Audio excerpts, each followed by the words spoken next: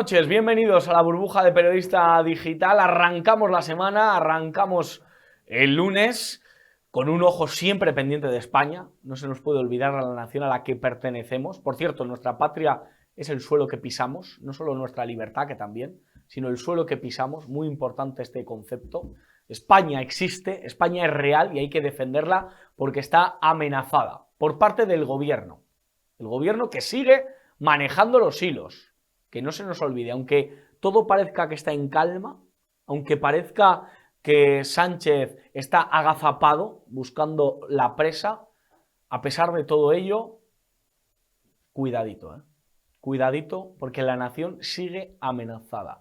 Vamos a ver qué día se dispone la presidenta Armengol, la encubridora de menores, pues a ver qué día le da por proponer el día de la investidura, porque estamos muy expectantes a ello. Parece que Junts está reculando, parece que en esta negociación es el PSOE el que prácticamente avanza de a pocos, ¿no? Que decía José Mota, y consigue que Junts ya no considere como requisito, como condición sine qua non el referéndum, sino que con la amnistía, con pactar la amnistía, lo tendrían hecho. Tendríamos gobierno de izquierdas, gobierno Frankenstein, gobierno del Frente Popular, gobierno anti-español. Todo hace indicar que eso puede pasar, pero como vemos que no ponen fecha, pues por un lado, o bien están jugando al gato y al ratón y haciendo de trileros para que estemos distraídos con otras cosas, o bien es verdad que lo tienen muy complicado y no se ponen de acuerdo. El 27 de noviembre, márquenlo en colorado, en rojo, en su calendario, porque si ese día Sánchez no es presidente, nos vamos al 14 de enero, nos vamos a elecciones. ¿Está haciendo algo la derecha? ¿Está haciendo algo la oposición enfrente? No, padre. No está haciendo absolutamente nada. Muchos líos en los gobiernos autonómicos, viajes que no se hacen por motivos climatológicos, una serie de líos que la verdad que vamos a intentar explicar. Y con el otro ojo, pues lo tenemos en Argentina, lo tenemos en Venezuela, lo tenemos al otro lado del Atlántico, donde se habla español, donde se habla la misma lengua, donde ustedes nos están viendo. Y donde cabe destacar que en Argentina se sigue eligiendo el mismo modelo. Se sigue eligiendo el kirchnerismo, no confundir con el peronismo, ojo, cuidado. Creo sinceramente que Perón fue una persona que miró por los intereses españoles allá por los años 50 y por lo tanto hay que tenerlo en cuenta. Pero el kirchnerismo es otra cosa.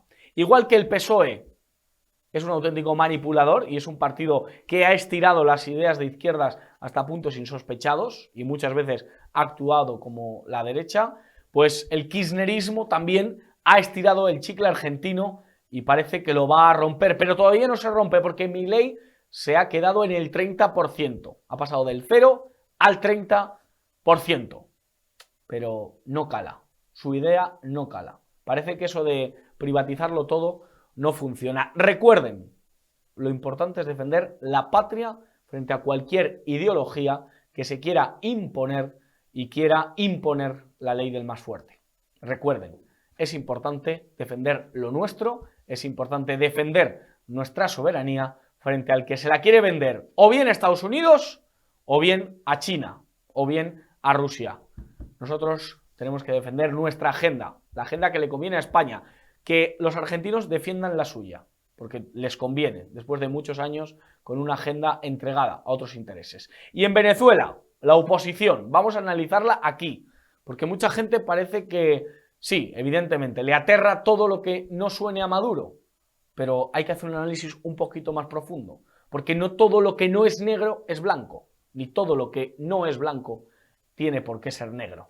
Vamos a analizar esa gama de colores, esa oposición que se está formando para intentar derrocar a lo que ya son más de 20 años de chavismo, 20 años de bolivarianismo en Venezuela. Para analizarlo tengo a dos personas que han nacido, han vivido, tienen relación todavía con los países al otro lado del Atlántico, con esa España que se encuentra más allá de ese océano, que se encuentra en Hispanoamérica, y vamos a ver qué es lo que nos cuentan. A mi izquierda, un habitual de esta casa, David Sandoval. ¿Qué tal? ¿Cómo se encuentra? ¿Qué tal? Muy bien, muy bien. Me ha encantado tu editorial. Muchísimas gracias. Ya sabe usted que intentamos dar con la Clave, siendo muy libres, ¿no? Porque es la clave en el día de hoy, ¿no? Eso, libertad para poder no caer en el maniqueísmo de estar en un bando o en el otro, sino analizar o comprender un poco la realidad política de una manera, pues, por elevación, ¿no? Superarla.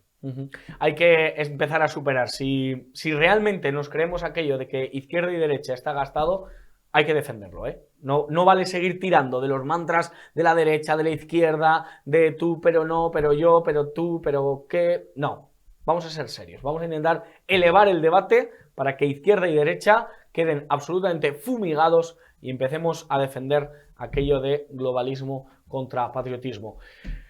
Y a mi derecha, hoy les tengo el gusto de presentar a una venezolana de raza que está viviendo aquí en España, que ejerce el periodismo en España, en este caso en EDA TV, y que nos va a hablar un poco de ese país, de Venezuela, de su oposición. Adaís Casares, ¿qué tal? ¿Cómo estás? Hola Josué, pues muy bien, gracias por darme este espacio aquí para hablar de mi país. Lo considero muchísimo, darle voz a esos patriotas que están silenciados por una maquinaria mediática también de la falsa oposición venezolana. Y pues hoy estoy aquí para que sepamos la otra parte de la historia en Venezuela, para debatir sobre la situación de Sudamérica en general y pues darte las gracias por permitirnos a nosotros tener un espacio en tu canal. Hombre, por favor, es que no puedo por menos. Has hablado de falsa oposición. ¿Nos puedes explicar por qué hablas de falsa oposición en Venezuela? Vale, cuando nos referimos a falsa oposición en Venezuela, lo hacemos porque desde el año 2002, esto no viene desde ahora, es que aquí hay antecedentes importantes. Desde el año 2002 en Venezuela estamos intentando, o han estado intentando, yo no puedo decir que yo porque yo era un bebé en esa época, pero en ese año, pero a un grupo de personas que sabían lo que se avecinaba con Hugo Chávez en el poder, intentaron acabar con el régimen y la falsa oposición, que son los típicos partidos políticos que se han mantenido en Venezuela como oposición. El Ministerio de la Oposición, hay que decirles, ha mantenido el chavismo en el poder, traicionando una y otra vez a la gente, traicionando a los militares, traicionando a todo aquel que ha intentado quebrar al régimen en momentos determinados. ¿Por qué decimos que son falsa oposición? Porque siguen siendo, lamentablemente, gente que son parte de la Internacional Socialista, que comparten los mismos valores ideológicos y la misma forma de hacer política que el chavismo, que son muy amigos del chavismo, que tienen intereses en común, y no podemos decir que le haces oposición a tu igual. Adaís, aquí había un líder político, en este caso de Izquierda Unida, que se llamaba Julio Anguita, que decía: cuando hable usted de banca, deme nombres, vamos a sacar nombres. Deme usted nombres. Cuando usted habla de gente que pertenece a la Internacional Socialista, que pertenece a esa falsa oposición venezolana, ¿usted se atreve a decir quiénes son esos? Claro, por supuesto, siempre lo he dicho, siempre lo he denunciado, no desde ahora, desde hace muchísimo tiempo, Josué. Aquí Leopoldo López, que está aquí en España, y aquí lo venden como un héroe de la oposición venezolana. Y Leopoldo, tú sabes que no es así. El partido de Leopoldo López está inscrito en la Internacional Socialista y la señora María Corina Machado felicitó a Voluntad Popular, que se llama su partido, cuando estuvo inscrito en la Internacional Socialista. También el vicepresidente de la Internacional Socialista, que es Henry Ramos Ayub, un venezolano, es el presidente que tiene 20 años, más de 20 años siendo el presidente del partido político, que según se renovaba cada cierto tiempo, que se llama Acción Democrática, es uno de los partidos tradicionales de Venezuela, también está inscrito en la Internacional Socialista. Pero vamos a ver, Adaís, entonces, para explicarnos, el Partido Popular, es decir, la derecha Voluntad española, Popular. Sí, pero el Partido Popular aquí en España está apoyando a María Corina, tiene un familiar de Leopoldo López en el Parlamento Europeo, apoya a Leopoldo López. ¿Qué pasa aquí? ¿El Partido Popular y el socialista se dan la mano? Sí, y por eso es que aquí mi respuesta a por qué nunca he apoyado nada del Partido Popular, y es porque va contra mis principios, van contra mi país, van contra mi gente. Yo no puedo apoyar a personas que le dan espacios a este tipo de gente. Lamentablemente, María Corina pues tiene mucho respaldo. Ojo, aquí quiero hacer una observación.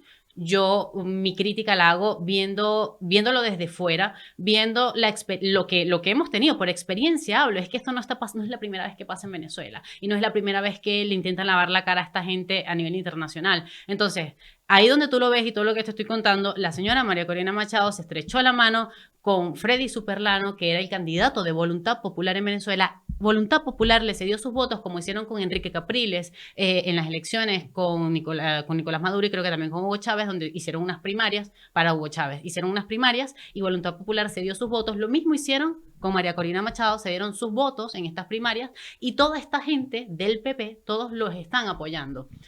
Es que, y la cosa no queda ahí, Josué, y es que también aquí en España hay un bolichico, le decimos nosotros, que es como una especie de testaferro, una persona que está involucrada en muchos negocios con el gobierno y que salió en lista en Estados Unidos, que fue investigado aquí en España, que fue investigado en Estados Unidos, que se llama Alejandro Betancourt López. Este señor tiene un castillo en Toledo, y fue visitado por el padre de Juan Guaidó hace unos años después de la que se juramentó como presidente interino de Venezuela para que les financiara el partido. Y hay fotos de eso, se filtraron fotografías del padre de Juan Guaidó en el castillo de este hombre que pues en Venezuela le decimos popularmente bolichico.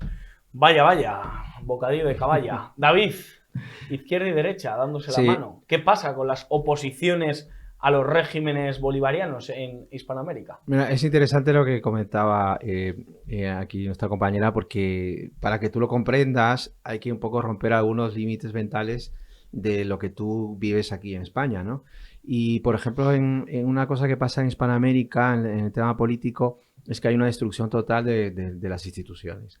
Y los partidos políticos están totalmente desprestigiados porque justamente ahí lo que impera es el caudillismo. La gente vota por personas.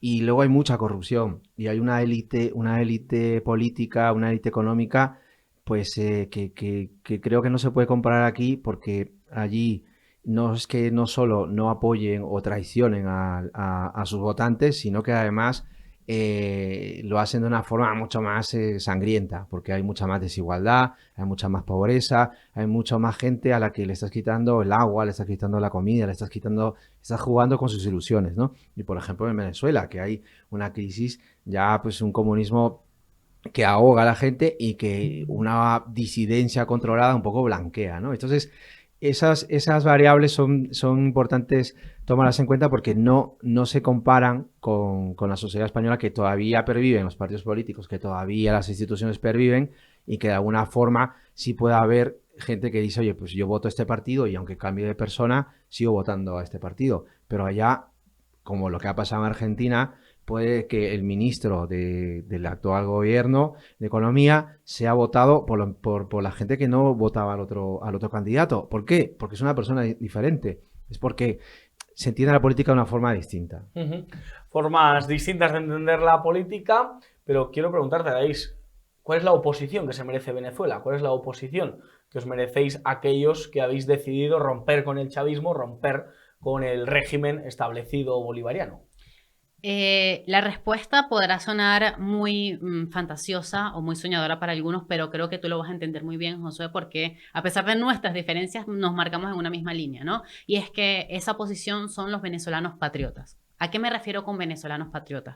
Aquellos que en el año 2002 salieron a las calles contra Hugo Chávez y entendieron que esta falsa posición vendió el país más de una vez. La vendió en 2002, la vendió en 2007, la vendió en 2012, la vendió en 2013, en 2014, en 2015, en 2016, 2017, con muertos, con gente, con muchachos jóvenes muertos, con militares presos, policías que llevan más de 20 años presos desde el año 2002 y que están liberando a politiqueros que han sido parte del show, pero esos policías metropolitanos que están presos, de esos no se acuerda la clase política porque no les conviene. Entonces, ¿quiénes son? ¿Cuál es esa oposición que además es silenciada por la maquinaria mediática de esta gente? Porque, ojo, tienen una maquinaria mediática y somos esos venezolanos que no creemos en el sistema, no creemos que estos actores políticos que le han facilitado la vida al chavismo, que han vivido de ser oposición, sean una solución para nuestro país. Queremos quebrar el chavismo, queremos acabar con ese sistema. Nosotros no podemos ir a procesos democráticos con un cartel de narcotráfico. Nosotros no podemos ir a un proceso democrático con terroristas, gente que nos ha asesinado en las calles.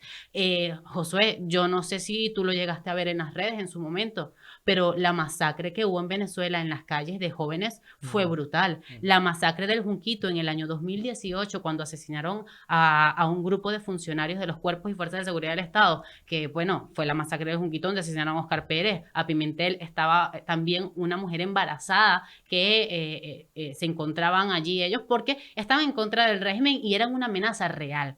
¿Qué pasa? Cuando tú te conviertes en una amenaza real para el régimen, ocurren estas cosas. También ocurrió con el capitán Juan Carlos Caguaripano, que está preso actualmente en Venezuela. Lo que no pasó con Leopoldo López. Leopoldo López fue una magia, o sea, él debería darle la fórmula a... Pero él estuvo encarcelado también. En Ramo Verde, en una cárcel militar, a diferencia... Su mujer lo denunciaba.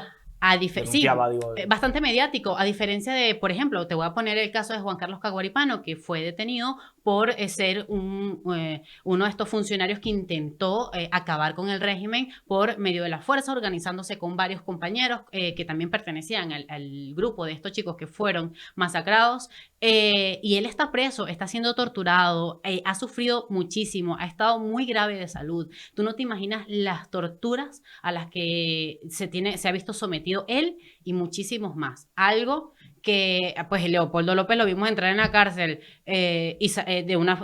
con un aspecto físico donde, pues, era un chico normal, delgado y tal, y lo vimos salir musculoso, fuerte, renovado, y además salir de la manera en que salió. Tenía casa por cárcel, eso hay que también tenerlo en cuenta. Leopoldo no se fugó, no fue una fuga impresionante, él tenía casa por cárcel y de un momento a otro estaba en las calles diciendo que eran los mismos funcionarios del SEBIN los que lo habían facilitado su liberación. Estuvo en las calles de Caracas y después salió del país.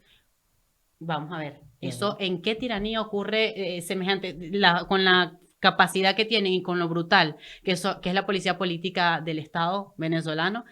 Vamos, es que el que se lo crea no es consciente de la realidad que tenemos en Venezuela. Bueno, esa es la realidad que está denunciando aquí una periodista y la verdad que es sorprendente, que llama la atención. David, ¿qué oposición, ya no solo Venezuela, sino en general Hispanoamérica, necesita para tornar el color rojo, colorado, del que está manchado toda Hispanoamérica? La Argentina ha elegido al ministro de Economía de la Kirchner, falta la segunda vuelta, pero prácticamente parece que va a tener los apoyos. Tu querida Perú, también Colombia con Petro, también el Brasil de Lula, Chile con Boric. ¿Qué oposición necesita? Porque está claro que la que se está proponiendo no funciona. Ni el señor Milei ni muchos otros están consiguiendo cambiar las cosas. Más que se vuelva rojo, digamos, el mapa, a mí también me preocupa que al otro lado no hay oposición. Es decir, hay un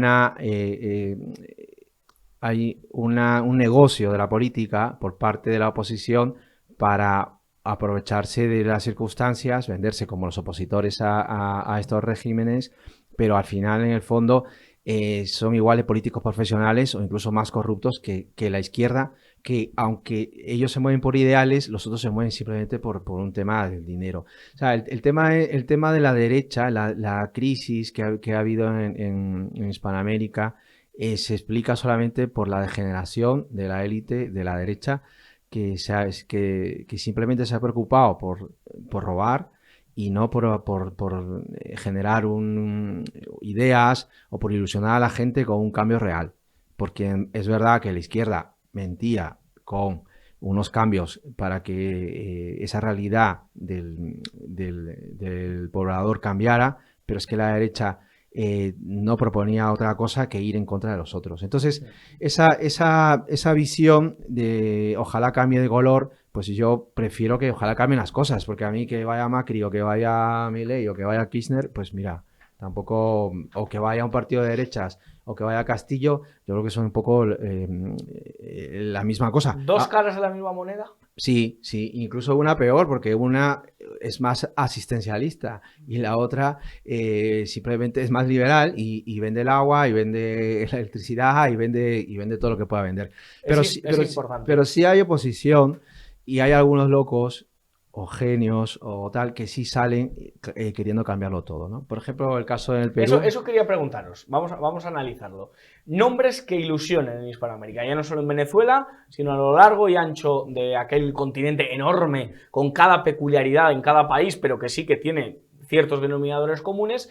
¿Qué nombres ilusionan? ¿Qué nombres puede buscar nuestra audiencia que digan, este tío, esta tía, sí pueden ser una oportunidad para el cambio real en Hispanoamérica. Por ejemplo, el más famoso de todos, Bukele, ¿no? Es un poco el referente de que se pueden cambiar las cosas en el relato, en la batalla de relato, en la batalla de lo que es el marketing político y también en la batalla de hacer cosas nuevas y de quitarse al sistema, ¿no? Que es un poco lo podrido que está, porque la gente, la élite económica y política vive del Estado, vive del Estado. Entonces, da igual que sean derechas o izquierdas, tiene que haber alguien que cambie esta corrupción. Otra persona que conozco también, que me parece un buen político, es Rafael López Aliaga en el Perú, que ahora es alcalde de Lima. Él también se propuso como un outsider, como alguien que no era político y diciendo cosas muy radicales, como Milei, por ejemplo, pero no de ese sentido liberal, sino en el sentido de que quiero acabar con la casta política, pues logró apoyo político. Perdió las elecciones con Fujimori, supuestamente, y allí hay varios indicios de que hubo fraude electoral, es decir, que él debió pasar a segunda vuelta con Castillo, pero en realidad llegó a pasar Fujimori, Keiko, con Castillo, sabiendo que Fujimori era la candidata que siempre iba a perder. Entonces, al final, eso fue que ganara Castillo. Y luego Milei sí ha generado una ilusión de cambio, porque él también lo que significaba era algo distinto a lo que hay, distinto al sistema, un político distinto. Lo que pasa es que y él, a nivel de marketing tenéis político... el mismo pelazo, ¿eh? Te faltan las patillas, pero el pelazo lo tenéis, ¿eh? Pues el peluca, ¿no? Que le llamaban. El peluca, eso. Le llaman. Pues él ha arrastrado esta ilusión. Y la gente le votaba a él por el cambio que significaba, más que por las medidas. Lo que pasa es que, claro, cuando tú le oyes y oyes anteponer su ideología, o sea, el liberalismo, por encima de la patria, que no tiene suelo y que en realidad lo que importa son los valores del liberalismo, que es lo que... Entonces, ya ahí la gente también un poco se asusta, ¿no? Y dicen, oye, yo quiero a alguien que cambie las cosas, pero también un tío que no anteponga su religión liberal al bien común, ¿no? Que es un poco lo que yo quiero. Y es así un poco el que se ha desinflado un poco. Ahora, también dicen que hay un poco de fraude y tal, pero eso ya no lo sé. Bueno, vamos a ver. Cast también en Chile. Cast también, Cast, sí. Y Cast, mira, por ejemplo, Cast, que le conocí cuando estuve aquí en Madrid. Él, cuando se presenta, se define, yo soy primero católico y luego político. Y esa diferenciación de decir, oye, yo no soy un político profesional, sino lo que yo soy es una persona que lo que quiere es cambiar las cosas y tal, te puede gustar o no te puede gustar, pero es auténtico. Claro. Y su propuesta es auténtica e ilusiona a la gente. Y más si tú eres católico o más si compartes sus valores, pero en el fondo lo que él está dando es una nueva visión de la política, ¿no? Ais, ¿quién te ilusiona? ¿Quién te hace levantar de la silla? Dices, contigo a muerte. A ver, a nuestro compañero se le olvidó Brasil, sumamente importante en Sudamérica. Bolsonaro, yo sigo creyendo que los Bolsonaros son sumamente importantes en Brasil. Sí, me parece que el expresidente Jair Bolsonaro todavía podría hacer cosas muy geniales. Eduardo Bolsonaro tiene además muy buena... un buen discurso, ven a Brasil más desde la patria, desde la familia, desde esos valores tradicionales que nosotros defendemos, y yo creo que ahí está la clave realmente para salir de ese declive tan fuerte que hay en Sudamérica, ¿no? Ir al núcleo de la sociedad, que eso es lo importante, y levantar a la familia. Y hay otro candidato también que no mencionamos aquí y que no mencionó mi compañero, que es Eduardo Verástegui en México. No. Yo creo que Eduardo es sumamente importante en la región, además por la importancia que tiene México. Que ha hecho la película de Sound of Freedom, sí. Que es Sonido de Libertad, ¿no? Sonido de Libertad, sí, es que es una película. Oye, lo de la trama de los niños, esto es tremendo, ¿eh? Es muy fuerte. O sea, hay tráfico de niños. ¿Cuántos desaparecen en México al día? Es una barbaridad. Son muchísimos, pero no solamente en México, Josué, también ocurre en Colombia. De hecho, la película narra la historia de que estos niños llegan a Colombia. Y eso pasa mucho en Colombia, en Venezuela, sobre todo en Centroamérica. Pasa muchísimo en Centroamérica el secuestro de niños, pero que también se está viendo mucho en nuestro país. En Venezuela descubrieron a una mujer que estaba robando niños, traficando niños para venta de órganos. Es decir, puede ser venta de órganos, puede ser prostitución. Que eso es lo que defiende Milei, por cierto. O sea, que se vendan órganos y se trafique con órganos es algo que está en el ideario de Milei, y es por eso... que a mí me crea dudas. El personaje, las patillas, todo lo que él representa me genera dudas. Eso de que la justicia social es algo injusto, eso de que la patria no es mi suelo, eso de que somos, como dice él, productivamente superiores. ¿Qué pasa? ¿Mi abuela no cuenta para ti, Milei? ¿Qué pasa? ¿Que la gente minusválida para ti queda fuera? O sea, solo si eres productivo sirves. Cuidadito, yo creo, esta es mi opinión. Cuando queréis lo debatimos, pero se nos acaba el tiempo. La propuesta de Eduardo Verástegui, además, es justamente eso, es renunciar a la realidad política mexicana actual, porque está podrida. Y él está planteando un cambio radical.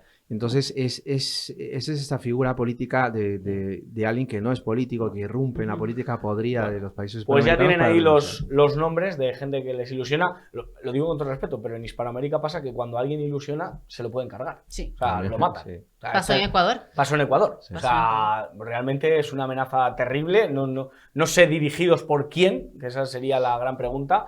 Pero a mí lo que no me gusta es esa partida que a veces supone Hispanoamérica, a veces entre los bloques, esa partida y los presidentes son fichas más que realmente candidatos del pueblo, ¿no? Claro, de hecho, yo quería rescatar algo que dijo nuestro Muy compañero. rápido, Sí, vale, breve. Y hablaba de la corrupción, que los otros son incluso peores que los que gobiernan. Y es que cuando se da lo de Cúcuta con el gobierno interino de Juan Guaidó, se perdieron del ayuno humanitario, no se sabe qué pasó con más de 99.000 millones de dólares que eran recaudados para el pueblo venezolano. ¿Sabes la cantidad de dinero que es eso? Muchísimo, muchísimo. Y la noche anterior, el candidato a las primarias de Voluntad Popular fue asistido por la policía y en un hospital porque estaba con 2 prostitutas junto a Carlos Salinas, que falleció tras una sobredosis de droga. Se dice que lo drogaron, la versión Eso es es que muy lo del PSOE drogaron. aquí, Se dicen que lo drogaron y que se los robaron, pero la historia que cuentan detrás es otra. Eso de No. putas y cocaína es marca Entonces, PSOE, Si ven eso, PSOE. A Daís, muchísimas gracias. A Mario Sandoval. Oye, ¿dónde son más guapas las mujeres? ¿Allí o aquí?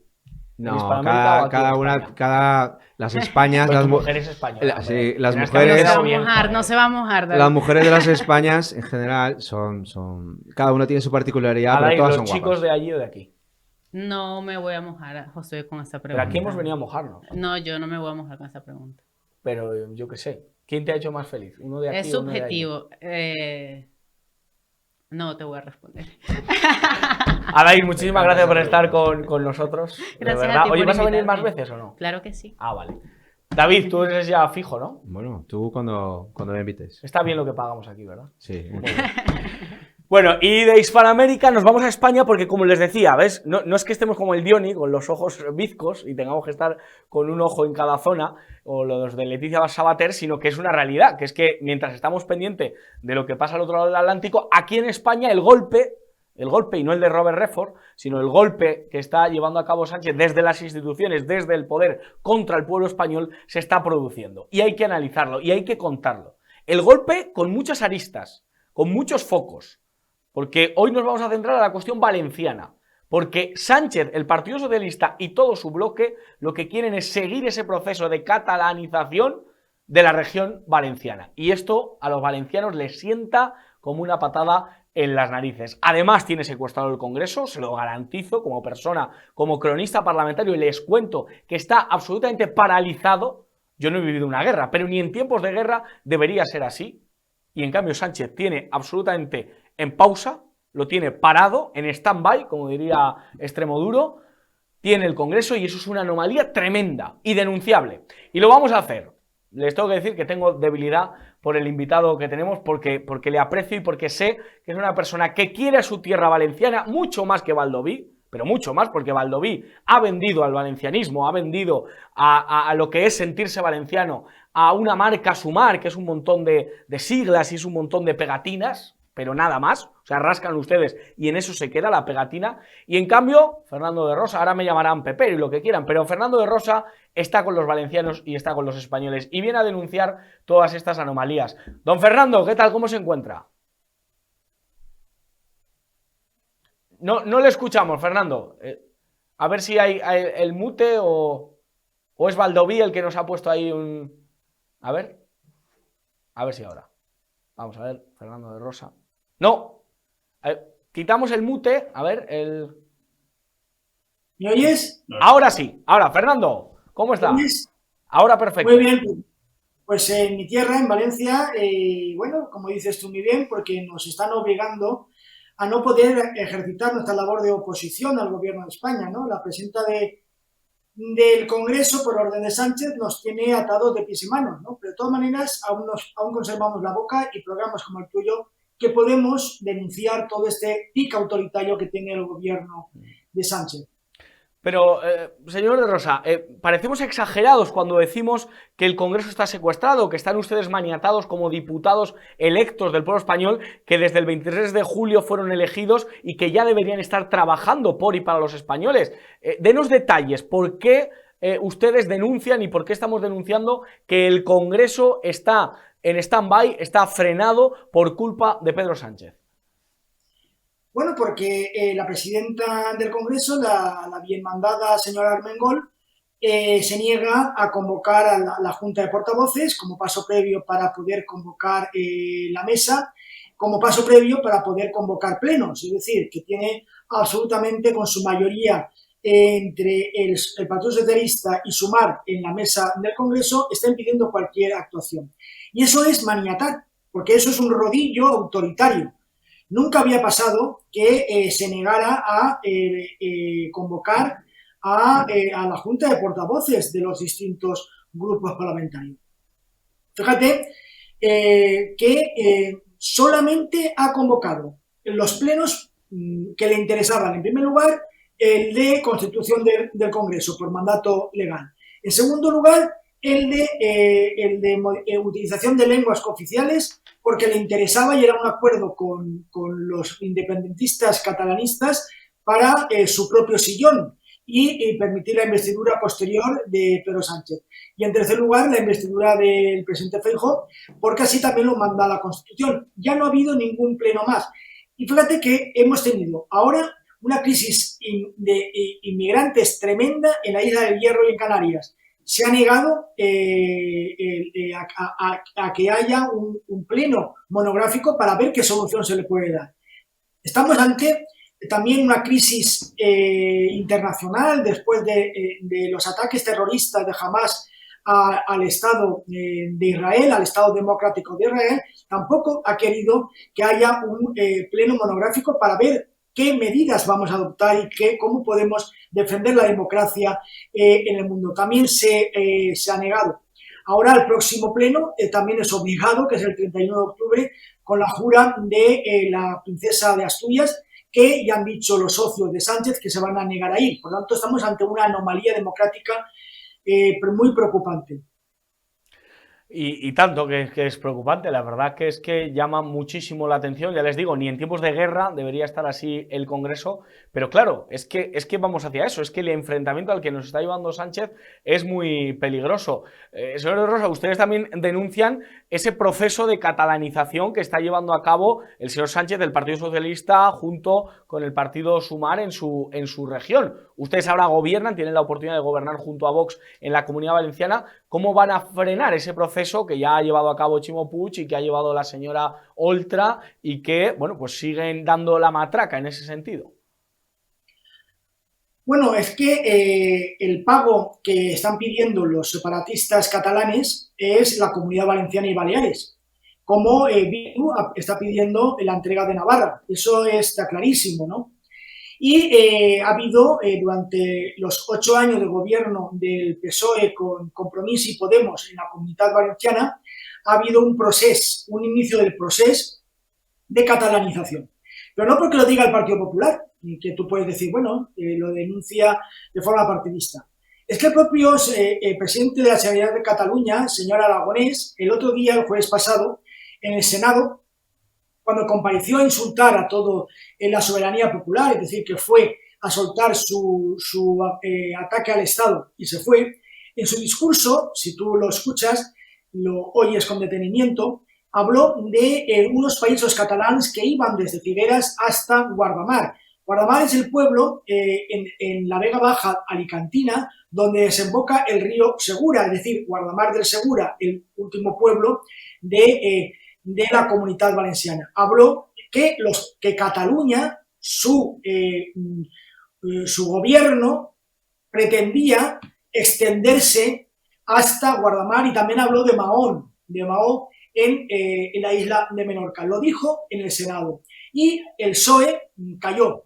Y Ximo Puig, el que fue presidente de la Generalitat, cayó, no dijo absolutamente nada. Fue el presidente Carlos Mazón quien dijo que bajo ningún concepto se iba a tolerar una catalanización ni la entrega de la Comunitat Valenciana a Cataluña como pago para que se mantenga en el poder Sánchez. No lo vamos a tolerar los valencianos y vamos a oponernos rotundamente, no solamente en la calle, sino también adoptando cualquier medida legal de oposición. No queremos una catalanización de nuestra comunidad.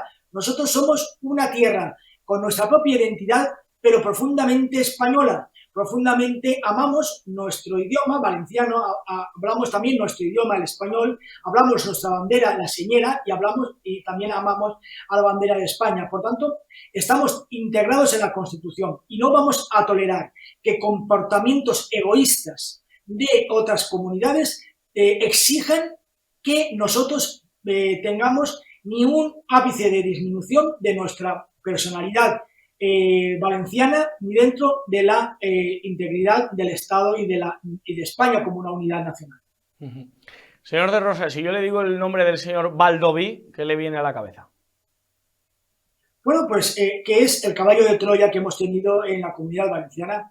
Es el caballo de Troya que él en Madrid ponía una cara, incluso parecía que la prensa madrileña le tenía cierto aprecio, y aquí en Valencia el otro día, sin ir más lejos, enfrentó una diputada de Vox con Barra de Bar, insultándola porque la diputada de Vox hizo un comentario que a él no le gustó. Eso es lo que es Compromís, señor Baldoví, un señor que se dedica a enfrentamiento, a insultar, a emplear terminología, ya digo, de Barra de Bar, ¿no? De Barra de Bar contra pues diputadas y diputados que no pues coinciden ideológicamente con él. Él ha estado durante estos 5 años apoyando de una forma absolutamente servil los presupuestos de Sánchez y no ha traído nada a la Comunidad Valenciana. Incluso su partido Compromís ha dicho públicamente que exige, como pago de sus votos al gobierno de Sánchez, que se paralice el puerto de Valencia,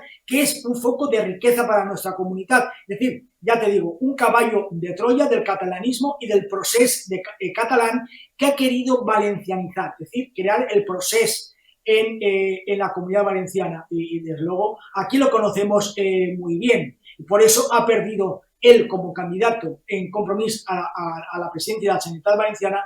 Ha sido el partido que más ha bajado en votos y por tanto ha supuesto que se ha expulsado del gobierno de la Generalitat. Señor de Rosa, para ir acabando, si nos jugásemos usted y yo una paella en la Malvarrosa, en la Marcelina, en el restaurante de la Marcelina, ¿usted qué se jugaría? ¿Que tenemos gobierno de Sánchez, que llega a un acuerdo, usted que está por el Congreso, usted que tiene olfato político, o que nos vemos en enero y el 14 de enero los españoles tenemos que volver a una urna para elegir el futuro de España? Bueno, aquí hay 2 factores. Pedro Sánchez va a pasar cualquier línea roja, cualquiera, para poder conformar gobierno. Fíjate, hasta se ha sometido a una fotografía de la vergüenza con la señora esta de la risa que parece que sea una hiena, ¿no? La señora Azpirúa, esa sonrisa sádica que a mí de luego me pone los pelos de punta cuando la veo. Pues ha permitido una fotografía de la vergüenza con aquellas personas que nunca han condenado el terrorismo de ETA. Por lo tanto, si de él depende, no habrá línea roja que no pase. Pero claro, tiene enfrente al señor Puigdemont, que ya vimos que pues políticamente es una persona que es bastante desconcertante. No lo sé, yo creo que habrá investidura, pero siempre queda ese pequeño factor que Puigdemont pues al final prefiera, por su enfrentamiento con Esquerra, ir a elecciones. No lo sé, pero yo apostaría ya casi con seguridad de que habrá un gobierno, pero claro, un gobierno que, permíteme, Josué, que te diga, un gobierno en el que día a día va a tener que estar cediendo Pedro Sánchez, pero no ceder él, sino que va a ceder los derechos y las libertades de todos los ciudadanos. Es decir, que va a jugar con nuestros derechos, con nuestras libertades, con nuestros intereses, con en nuestra economía, solamente para mantenerse días o meses o algún año en el poder. Pues a ver si le gano esa paella y tenemos los españoles la oportunidad de frenar ese proceso de golpe del señor Sánchez con todos sus socios y esas múltiples cesiones que usted ha denunciado. Don Fernando de Rosa, muchísimas gracias por estar en la burbuja de Periodista Digital. Muchísimas gracias y siempre es un placer estar contigo. Gracias. Y acabamos el programa del lunes hablando de corrupción. Estoy indignado. Mira, hoy me he encontrado con un muy buen amigo en el metro, porque cuando uno va en el metro se encuentra con gente. Si uno está metido siempre en el coche oficial o tal, pues no se encuentra con nadie, sino con el chofer. Pero cuando uno va en metro se encuentra con amigos. Y mira, hemos estado comentando los robos sistemáticos al Real Madrid. Yo soy del Real Madrid, no lo puedo negar. Y hoy, miren que le tengo aprecio a José Ángel Sánchez, director general del Real Madrid, un hombre extraordinario que ha hecho del Real Madrid la cosa más grande que se ha conocido en el mundo. O sea, después de la Iglesia Católica está el Real Madrid, o sea, es una cosa universal, vayas donde vayas, hay locura por el Real Madrid, y eso es éxito de Florentino Pérez y de José Ángel Sánchez, pero basta de abracitos con Laporta. Basta ya de darle abracitos al amigo de Negreira. Para seguir este caso Negreira, uno de los periodistas que nos está dando una lección de lo que es día tras día denunciar una corrupción, una corruptela sistemática, de denunciar a los corruptos y de sacar la verdad a la luz, un periodista al que me quiero parecer muchísimo. Él es Miguel Ángel Pérez, experto en tribunales de libertad digital. Don Miguel Ángel Pérez, ¿qué tal? ¿Cómo está usted? Muy buenas tardes, Josué. Muchísimas gracias por tus palabras, amigo. Es un auténtico honor tenerte. Caso Negreira, sitúanos, porque ya esta serie de capítulos nos gusta mucho Netflix, nos gusta mucho Amazon Prime, y la verdad que el caso Negreira es para hacer una serie, sin duda alguna. Te llamará algún productor pronto, ya verás. ¿En qué capítulo estamos? ¿En qué fase de lo que estás denunciando, lo que estás sacando a la luz, nos encontramos del caso Negreira? Pues la instrucción, Josué, yo creo que ahora mismo el juez Aguirre ha puesto el foco directamente en los árbitros. La semana pasada conocíamos el último auto en el cual pues ya hablaba directamente de que no se podía hablar de que todos los árbitros fueran corruptos, pero sí un grupo, ¿no? Y además incluso hacía referencia a que podrían haber cometido un delito de corrupción deportiva.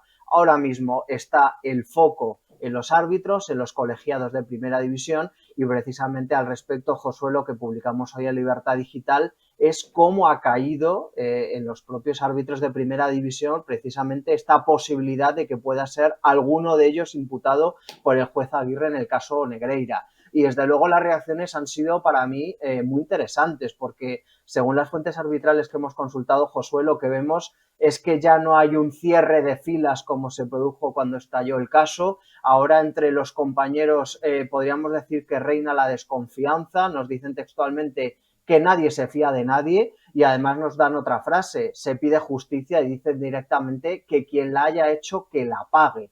Es decir, Josué, ya están reconociendo implícitamente pues que algún colegiado sí podría haber cometido pues esas irregularidades, esos presuntos delitos que ahora mismo está investigando el juez Aguirre. Y yo creo que es muy significativo dos claves para poner el foco en los árbitros, Josué. Por un lado, el informe sobre el patrimonio abultado que está ya investigando el juez Aguirre y que desveló el debate, en el cual pues figura el propio Clos Gómez entre los colegiados señalados, entre esos 4 colegiados señalados. Y luego, por otro lado, la otra piedra de toque en la que, digamos, el juez Aguirre podría basar alguna imputación de colegiado es en aquellos árbitros que pagaron y contrataron los servicios de coaching del hijo de Negreira, y es que en el sumario figuran por lo menos tres colegiados de primera división que pagarán los servicios de Negreira. Con lo cual, como digo, ahora mismo se está cerrando ya el círculo.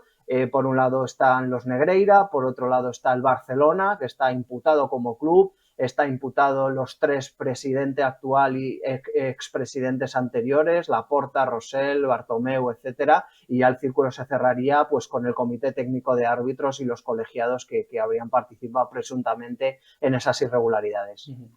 Tremendo, tremendo. Árbitros señalados, árbitros del prestigio de Clos Gómez, y que se ven señalados absolutamente. Por lo tanto, esos árbitros habrían recibido de alguna manera un trato favorable por parte de Negreira en las designaciones, incluso cobros. ¿Qué se traduciría esa corrupción? ¿Cómo esos árbitros se iban beneficiados de su relación con Negreira? Y luego, claro, afectó deportivamente, ¿verdad? Afectó a la hora de pitar un penalti, un córner, un fuera de juego, ha afectado a muchos equipos de primera división. Bueno, lo primero que hay que decir, Josué, es que en el auto del juez Aguirre la semana pasada es tremendo y es demoledor porque ya dice que esos pagos al vicepresidente de los árbitros tuvo sus consecuencias, sus resultados favorables para el Barça y sus influencias en los árbitros.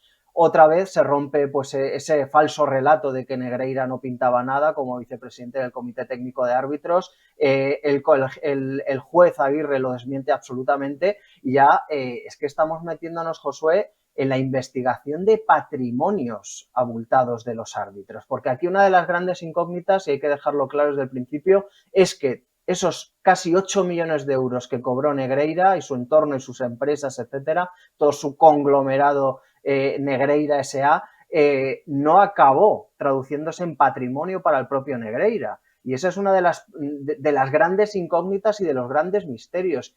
¿En dónde o a quién fue dirigido ese dinero que no se tradujo en patrimonio del propio Negreira? Entonces, tenemos ya encima de la mesa que se está investigando el patrimonio abultado de algunos árbitros. A mí me consta que ese registro en la sede del Comité Técnico de Árbitros de hace unas semanas, precisamente, se buscaba documentación también para intentar cotejar si los ingresos que han tenido estos colegiados se corresponde pues con esos pagos de casa al contado de grandes cantidades, ¿no? Entonces estamos hablando ya, Josué, no solamente ascensos, descensos, que con eso obviamente pues tenían cogidos a los árbitros, ¿no? Porque gracias a eso podrían ganar un dineral o dejar de ganarlo, hacerlos internacionales o no. Es que ya se está hablando directamente que se está investigando cómo han podido amasar este patrimonio inmobiliario y de dónde ha salido el dinero. Con lo cual, yo creo que está entrando la investigación en otra dimensión